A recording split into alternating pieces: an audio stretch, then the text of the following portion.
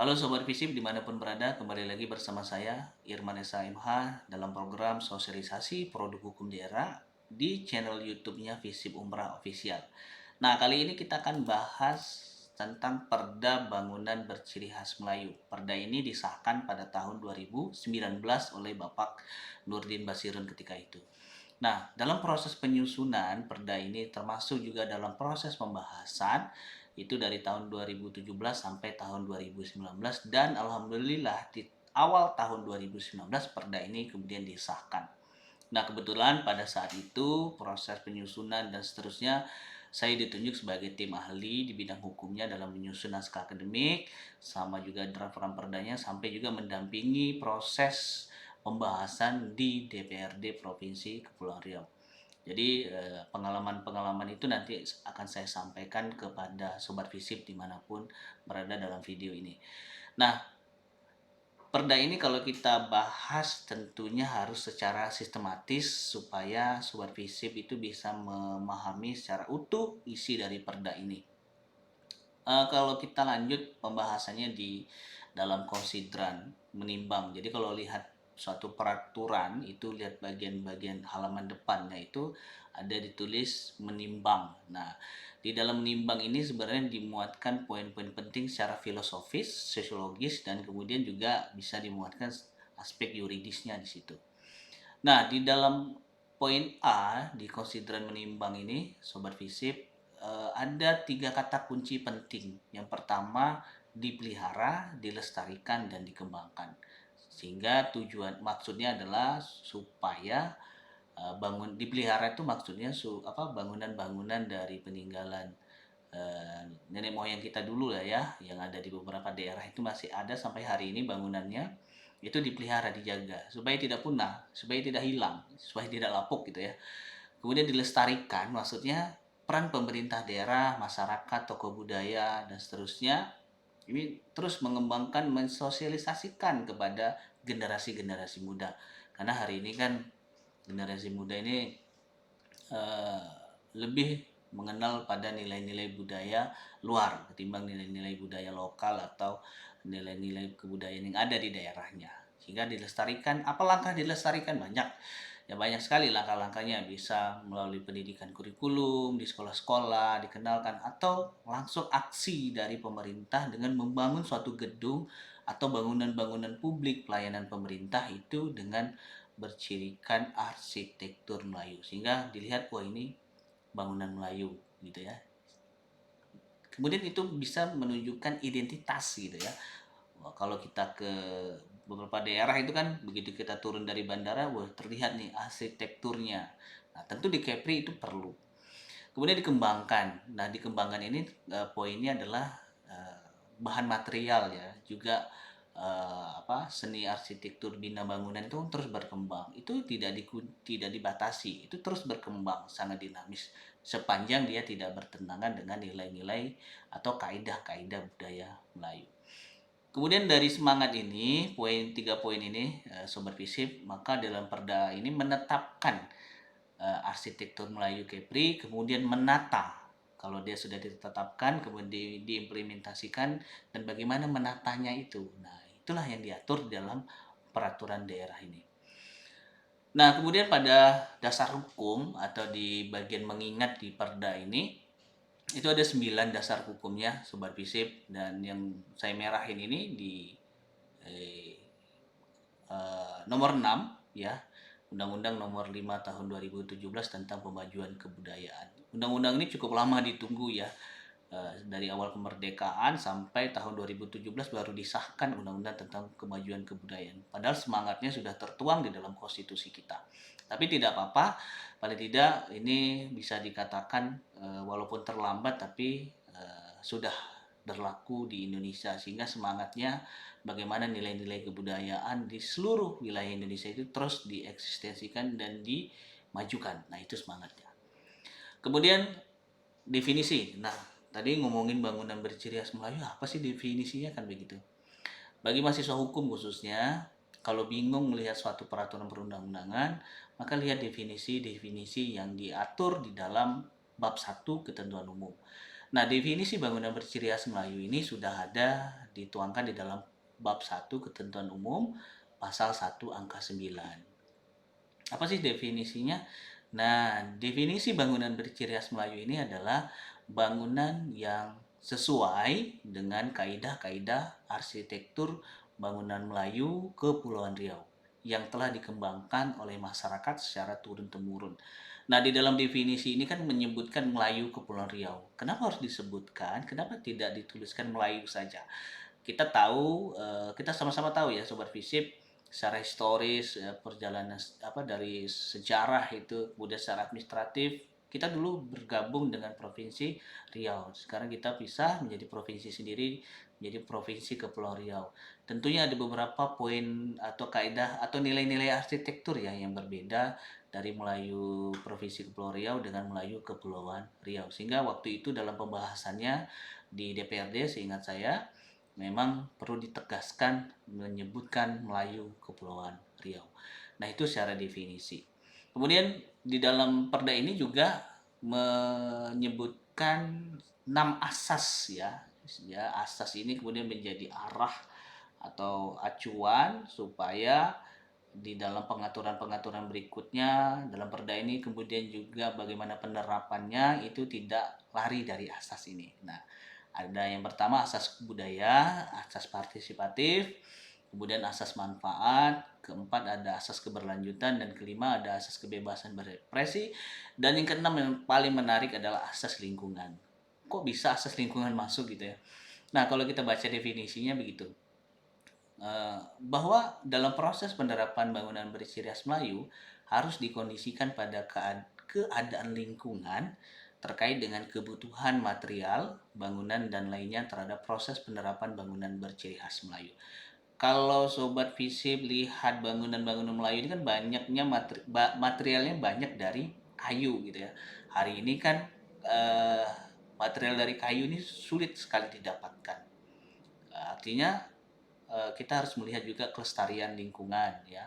Kalau kita banyak menggunakan material kayu, tentu ya kerusakan lingkungan akan muncul di kemudian hari karena hutan kita sudah mulai menipis. Nah, ini menjadi problem. Apalagi Kepri daratannya hanya sekitar 4 atau 5% gitu ya, sisanya laut. Nah, sehingga ini boleh dikembangkan. Nah, maka berlanjut kepada asas berikutnya itu. Sehingga asas lingkungan ini menjadi patokan yang penting dalam mengembangkan dan menerapkan arsitektur Melayu itu. Kemudian tujuannya dari perda ini di pasal 3 yang pertama memperkuat nilai-nilai karakter kepribadian dan jati diri masyarakat Kepulauan Riau. Apapun perkembangan hari ini teknologi informasi, kita harus tetap kenal dan memperkuat nilai-nilai karakter kepribadian dan jati diri masyarakat Kepulauan Riau dalam artian nilai-nilai budaya Melayu. Kemudian yang kedua, melestarikan nilai budaya, adat, istiadat, dan tradisi Melayu dalam pembangunan rumah berciri khas Melayu. Dan ketiga, meningkatkan pengelolaan bangunan berciri khas Melayu yang mempunyai nilai sejarah dan budaya. Nah, yang ketiga ini kan kalau kita lihat secara empiris di beberapa daerah masih kita temukan ya, bangunan-bangunan peninggalan yang memang coraknya arsitektur Melayu sekali, sehingga harus dijaga. Keempat, edukasi dan sosialisasi bangunan berciri khas Melayu sebagai identitas dan simbol budaya Melayu di Kepulauan Riau. Nah, yang keempat ini salah satu ya dari video yang saya buat adalah dalam rangka edukasi dan sosialisasi bangunan berciri khas Melayu ini. Oke, kita lanjut di pasal 4. Ini ruang lingkup daripada perda ini atau daftar isi lah gitu ya. Biar karena kan kalau mau lihat perda itu, mau baca perda kan banyak ya pasalnya. Coba buka saja bagian ruang lingkupnya. Itu sebenarnya poin-poin penting yang diatur, gitu ya. Ada 5 ruang lingkup yang ditetapkan di dalam perda ini. Pertama, tentang bangunan berciri khas Melayu itu. Kedua, penerapan bangunan berciri khas Melayu. Ketiga, pembinaan dan pengawasan. Keempat, ada penghargaan, dan kelima ada peran serta masyarakat. Gitu. Nah, kita lanjut ke poin yang pertama tadi dari ruang lingkup. Ini diatur di bab 2 pasal 5 ya. Nah, pasal 5 ayat 1 Sobat Visip, kalau kita lihat ini sebenarnya bagian menetapkan. Kalau tadi di konsideran menimbang tadi saya ada menyebutkan menetapkan. Disinilah dia ditetapkannya. ya. Bangunan berciri khas Melayu meliputi elemen bangunan yang terdiri dari nama bangunan, fasad bangunan, gubah masa bangunan, kemudian perabung panjang, hierarki tata ruang, sampai tunjuk langit, dan termasuk juga ornamental bagian-bagian bangunan. Nah, ayat 1 ini saya tidak akan bahas satu persatu ya, karena ini bagiannya Pak Martin Baron ya. Kalau dulu di tim ahli, beliau adalah arsitektur yang memang fokus di pengembangan arsitektur Melayu di Kepri. Jadi beliau ini paham sekali nama bangunan itu apa saja, termasuk uh, datuk kami Pak Dr. Abdul Malik ini sangat paham sekali makna-makna secara filosofis itu. Kemudian ayat keduanya, Sobat Visip, ini mengenai elemen bangunan sebagaimana dimaksud pada ayat 1, dapat dilakukan penambahan pada gerbang atau pagar yang merupakan elemen luar bangunan yang disesuaikan dengan kebutuhan bangunan. Jadi ayat satunya itu bagian bangunan ya. Kemudian ayat 2-nya itu mempertegas bahwa apabila di suatu bangunan itu ada elemen luarnya seperti pagar, itu boleh ya, tapi tetap harus memperhatikan elemen-elemen atau kaidah-kaidah arsitektur Melayu. Jangan nanti bangunannya arsitektur Melayu, pagarnya Eropa kan begitu. Jadi kurang nyambung begitu ya. Kemudian di bab 2 ini terkait penerapan. Nah, ini kalau di konsideran menimbang tadi ini menatanya ya. Nah, penerapan ini di pasal 20 Sobat Visip di ayat satunya kalau kita lihat ya. Elemen bangunan elemen bangunan pada bangunan berciri khas Melayu sebagaimana dimaksud dalam pasal 5 yang tadi saya sebutkan diterapkan pada bangunan balai adat atau bangunan publik. Jadi dia menggunakan kata dan atau ya. Jadi kalau mahasiswa hukum tuh paham maksudnya dan garing atau gitu ya. Jadi bangunan balai adat tuh kalau kita lihat bangunan-bangunan lembaga adat Melayu ya, itu di beberapa daerah kan punya bangunan balai adat Melayu. Nah, kalau kita di Tanjung Pinang tuh ada di arah pelabuhan ya, di depan gedung perpustakaan itu, dan sekarang sudah diperbaharui cantik sekali ya. Memang sangat menerapkan sekali nilai-nilai arsitektur Melayu. Dan juga bangunan publik ini seperti gedung-gedung pemerintah ya, gitu. Nah, kemudian bangunan publik apa saja sih? Nah, ini Sobat PC. Bangunan publik itu ada bangunan pemerintah daerah, bangunan pemerintah kabupaten kota, bangunan pemerintah desa, BUMN, BUMD, bangunan perkantoran swasta, dan bangunan fasilitas umum yang dikelola oleh swasta. Nah, ini harus menyesuaikan ya dengan perda ini ya terkait arsitekturnya. Nah, jadi pertanyaan berikutnya, boleh tidak masyarakat secara umum itu menerapkan arsitektur Melayu? Ya jadi boleh sekali, itu bahkan didorong ya. Tapi di sini tidak diwajibkan ya. Kalau kita baca ayat 5, penerapan elemen bangunan pada bangunan berciri khas Melayu sebagaimana dimaksud pada ayat 1 dapat diterapkan pada bangunan rumah milik penduduk baik secara keseluruhan atau sebagian secara sukarela. Jadi tidak dipaksakan begitu. Nah, kita lanjut di bagian pembinaan dan pengawasan di pasal 21. Jadi ini ada peran daripada pemerintah daerah, yaitu dalam hal ini Bapak Gubernur, melakukan pembinaan dan pengawasan penerapan bangunan berciri khas Melayu. Nanti kan dibentuk tim-tim atau dilaksanakan oleh Dinas Kebudayaan. Ada proses pembinaan dan pengawasan itu terdiri dari asistensi dan fasilitasi, kemudian bimbingan, dan yang terakhir pemantauan dan evaluasi. Nah, ini ketentuan mengenai pembinaan dan pengawasan ya, termasuk juga di dalamnya dibentuk tim ahli bangunan berciri khas Melayu. Kalau saya lihat sampai hari ini sepertinya di 2022 belum dibentuk ya tim ahli bangunan berciri khas Melayu. Nah, kita mengingatkan nih kepada dinas supaya disegerakan ya dibentuk tim ahli bangunan berciri khas Melayu karena ini perintah daripada perda ini. Nah, ini selanjutnya penghargaan. Penghargaan ini dalam ketentuan pasal 22. Kok ada penghargaan? Apa hubungannya penghargaan dengan perda ini? Nah, perlu saya sampaikan bahwa ketika pembahasan di DPRD ada masukan dari Lembaga Adat Melayu, dari beberapa anggota dewan kita, supaya ini cobalah kalau nanti kita temukan beberapa bangunan publik atau bangunan balai adat atau bangunan masyarakat yang memang menerapkan arsitektur Melayu, baik tidak secara penuh ya atau secara penuh, itu itu perlu dong kita apresiasi ya, nah begitu. Jadi pasal ini muncul karena itu, memberikan apresiasi dalam bentuk penghargaan. Nah, ini tentu penghargaannya dari Pak Gubernur. Nah, proses pemberian penghargaan juga dilakukan oleh dinas dan tim ahli. Jadi selama ini belum ada pemberian penghargaan karena memang perda ini kalau saya boleh sampaikan kepada pemerintah daerah belum berjalan secara efektif ya, itu karena tim ahlinya juga belum dibentuk. Kemudian peran serta masyarakat. Nah, ini bagian terakhir daripada perda ini. Peran serta masyarakat ini sangat penting di mana masyarakat dapat berperan serta dalam pelestarian, pengembangan, dan pengendalian bangunan berciri khas Melayu. Ini di dalam ketentuan pasal 23. Kemudian ayat 2-nya peran serta masyarakat sebagaimana dimaksud dalam ayat 1 itu dalam hal membangun rumah tempat tinggal atau bangunan mempertimbangkan arsitektur berciri khas Melayu. B-nya merawat dan menjaga bangunan yang sudah berdiri yang berciri khas Melayu, dan C-nya penyebaran informasi arsitektur bangunan berciri khas Melayu. Nah, salah satu peran masyarakat contohnya saya pribadi ini dalam rangka penyebaran informasi gitu ya. Mensosialisasikan kepada sobat-sobat FISIP dan juga masyarakat yang nonton video ini bahwa Kepri punya perda bangunan berciri khas Melayu. Perda ini dibentuk dan disahkan oleh Bapak Ibu anggota dewan kita yang hadir di DPRD provinsi. Semangatnya cuma satu.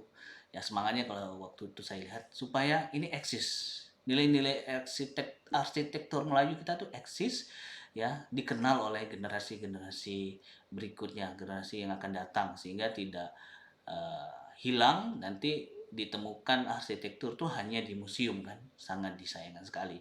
Bangunannya sudah mengarah pada bangunan-bangunan yang memang tidak berciri arsitektur. Artinya apa? Identitas nilai-nilai budaya kita hilang.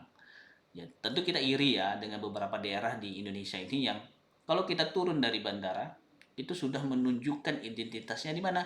Di bangunan. Nah, kita ingin Kepri juga seperti itu, punya identitas sebagai provinsi yang memiliki nilai-nilai budaya Melayu. Nah, yuk semangat bagi generasi muda, khususnya anak-anak muda dari Kepri. Masih banyak nilai-nilai budaya lain ya yang kalau saya lihat hari ini perlu kita lestarikan, dan kita tentu harus bangga dengan nilai-nilai budaya yang ada. Baik teman-teman, sobat-sobat FISIP juga, sobat-sobat FISIP, kasih komentar kalau memang ada hal yang tidak tepat, ada materi-materi yang saya sampaikan ini keliru, mohon disampaikan di kolom komentar ya. Jangan takut ya. Jadi kalau semakin banyak kritik, masukan itu jauh lebih baik. Mana tahu di dalam perda ini ada ketentuan yang masih kurang atau salah gitu. Tentu nanti akan saya sampaikan kepada pemakarsa seperti dinas dan pemerintah provinsi Kepri. Nah, perda ini masih bisa kita lakukan perubahan kalau memang dalam perkembangannya nanti perlu dimasukkan ketentuan-ketentuan baru atau perlu dilakukan perubahan-perubahan sehingga perda ini nantinya terus dapat diimplementasikan dalam kehidupan kita sehari-hari baik oleh pemerintah daerah maupun oleh masyarakat kita di wilayah provinsi Kepulauan Riau. Baik sobat FISIP, jangan lupa tonton terus video-video yang ada di channel YouTube-nya FISIP Umrah Official. Jangan lupa ya like and subscribe, sebarluaskan video ini supaya masyarakat kita banyak tahu bahwa Kepri punya perda bangunan berciri khas Melayu. Untuk video selanjutnya saya akan mengupas tentang peraturan gubernurnya ya. Ada peraturan teknisnya dari perda ini, dan kemudian nanti di video selanjutnya saya akan tunjukkan beberapa lampiran dari perda ini yang menggambarkan begini gambar arsitektur Melayu, bangunan publik, bangunan adat, tiang, dan seterusnya lah, ornamen-ornamen yang ada di dalam perda ini sebagai lampiran yang tidak terpisahkan dari perda ini. Baik, itu saja yang dapat saya sampaikan. Terlebih dan kurang saya mohon maaf. Saya Heri. Assalamualaikum warahmatullahi wabarakatuh.